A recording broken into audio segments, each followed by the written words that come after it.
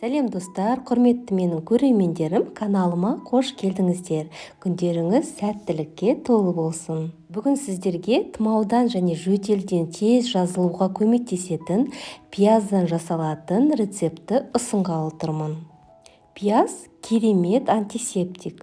Кей адамдар тұмаумен ауырғанда бактерияның көбеюін тоқтату үшін бөлмелерге пияз бен сарымсақты кесіп қояды. Себебі пияздың құрамында бактериялармен күресетін биологиялық белсенді заттар бар. Жөтелге қарсы пияздан жасалынатын рецепттің түрлері өте көп. Сол рецепттердің бірін осы жақын арада өзім және балам кеудеміз қақырыққа толы болып, жөтеліміз басылмаған соң осы емді пайдаланғаннан кейін 3 күнде жөтелімізден сауығып кеттік. Ол үшін бізге үлкен бір дана пияз керек және табиғи бал керек.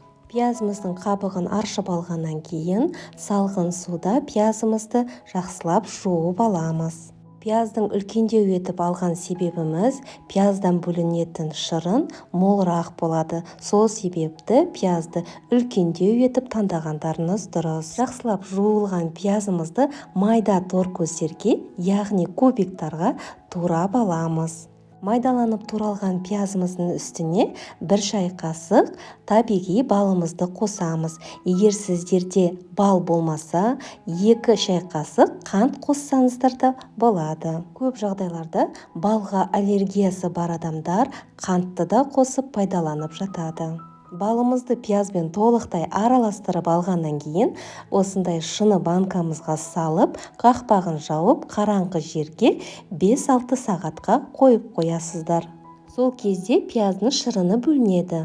Оған қант немесе бал қосқандықтан пияздың ащы дәмін сәл басады. Дайын шәрбәтті жөтел кезінде ересектер күніне ас қасықпен 3 рет ішсе, ал балалар шай қасықпен 3 рет ішуі керек. Бұл шәрбәтті ұзақ сақтауға болмайды, сондықтан бір пияздан дайындап, ол таусылғаннан кейін ғана келесі шәрбәтті жасаңыздар.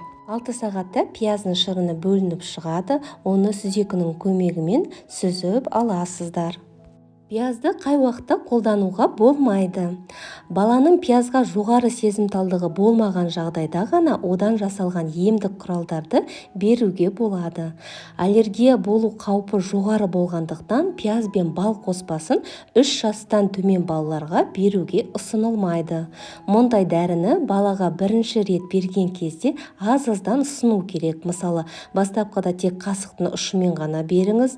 Бала асқазаны тітіркенбес үшін бұл дәрілерден соң міндетті түрде су ішкізіңіз. Ал ересектерде пиязға немесе балға аллергиясы болса, асқазан ішек жолы аурулары болса, пияздан жасалған дәрілерді ішу ұсынылмайды.